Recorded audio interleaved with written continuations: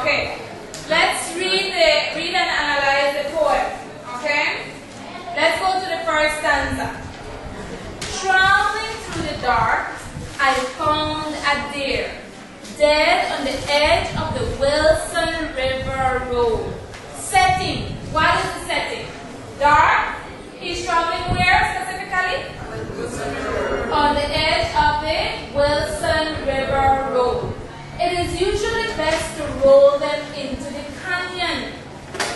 That road is narrow. The swerve might make more dead. So the first stanza presents to us a setting. There is this person. We don't know yet if it's a female or a male. It is for you to determine at the end. He's traveling late at night and he has to stop. Why? Because before him he has seen a deer. Right? So he finds a deer dead on the edge of the Wilson River Road. Now he says that it is usually best to do what? Okay, roll them into the canyon. Why do you think it's best for him to do this?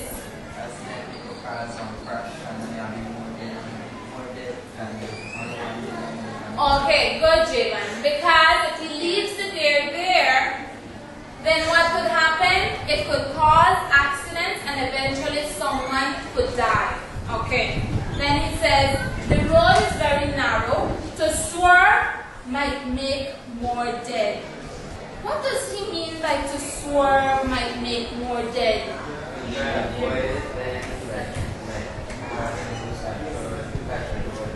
Okay. Literally, Jason has it right. Jason is picturing the persona in his car, and Jason says that if this persona decides to simply swerve around the deer, what might happen? Okay, the car might flip over, he might get in an accident, but metaphorically, the swerving is with respect to what? It says to swerve might make more dead. Now keep in mind, he has to make a decision. What is the decision he has to make? To either what? Yes, Delta? Okay, he's contemplating rolling it into the river. But she says, if I swerve, I might make more dead. If he moves the mother, the baby might die. If he moves the mother, the baby might die. Okay, somebody else?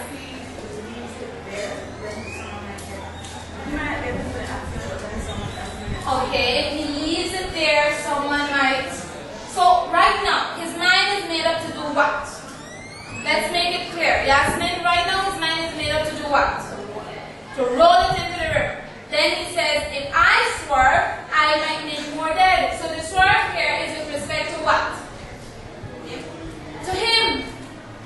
So if he changes his mind, if he was to swerve and move away from what he has determined to do right now, which is to throw it into the river, then what might happen? Like Krishna Isha said, it might cause more accidents, someone might die.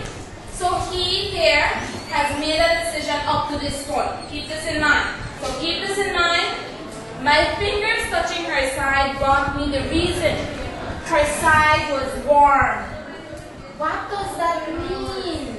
That the baby is alive. Her fawn lay there waiting, alive, still, never to be born. Now when he or she tells you, never to be born, again, what does that say? Monica says he or she has already made up their mind. It's never to be born. Why? Because will they make an attempt to save it? No. Okay. Beside that mountain road, I hesitated. But he tells you, even though he knows what is the right choice to make, he hesitates because like Marco, it is a living thing. So what two things are being placed here in contrast? Either Giving human life and animal life. very good. And the animal life will come to represent what? Nature. So it's human versus nature. Now even the setting reinforces this theme of human versus nature. Where is this road set? In the wilderness, in the canyon. So who is intruding where? Humans are intruding in nature. So who had all rights to be there? The deer. But yet, who will be sacrificed? The deer. Okay, let's continue. The car aimed ahead its lowered parking lights. Under the hood, heard the steady engine. What literary device is being used there now? The car aimed ahead its lowered personification, giving human qualities to the car. And again, the car can come to represent what? Just like animals' nature. The car is symbolic of what? Technology. Thank you, Javan. Right? Technology. I stood in the glare of the warm exhaust. What is the exhaust of a car? Smoke. Now listen to what he says about the exhaust. What color is smoke? Okay. And he says, the warm exhaust turning red. Why does it turn red? Blood. From who or what? The deer. Okay? Around our group, I could hear the wilderness listening. He mentions a group. Who all are there for him to say group? The wildlife, the wilderness, what? The trees, the wildlife. Who else is there in the group? Think about it. Who are the characters there? The deer, the fawn. Who else? He himself is there. Right? And he says, around our group I could hear the wilderness listen. What part of literary device is that? Personification. Now why do you think the wilderness would listen? Because it's silent. It's very silent. And more than that, what is the wilderness listening for? His decision. What will he do? Right? I thought hard for us all. My only swerving. So when he thinks hard for all of them, it means that he's contemplating to do what? Yes, Tata? To maybe save the fawn's life. And that is why he says, my only swerving. That is the only point in time where he hesitates. Then push her over the edge into the river. So ultimately, what decision is made? Chooses mankind. Chooses mankind.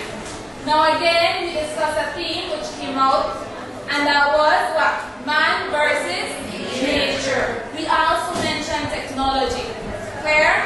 So again, it is that persona traveling through the dark. Before we leave, let's look at persona. Who do you think is the persona? Quickly, and you must support your answer.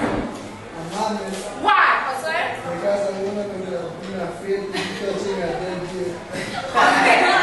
Concise proof, because a woman, a female, would have been afraid to touch the deer. More than that, what? Yes, Yolanda. Man, because women want to be driving around a forest with a light. Okay, again, saying that women are fearful. Yolanda says another proof to support that response is that it's late at night, so a woman will be traveling alone. Yes, Mamita? Women would have enough strength to push an air into. Okay, another substantial piece of evidence. Would a woman have enough strength to push the deer over the edge? No. So now tomorrow, what we're going to do is look at the structure of the poem, the literary devices used along with their purpose,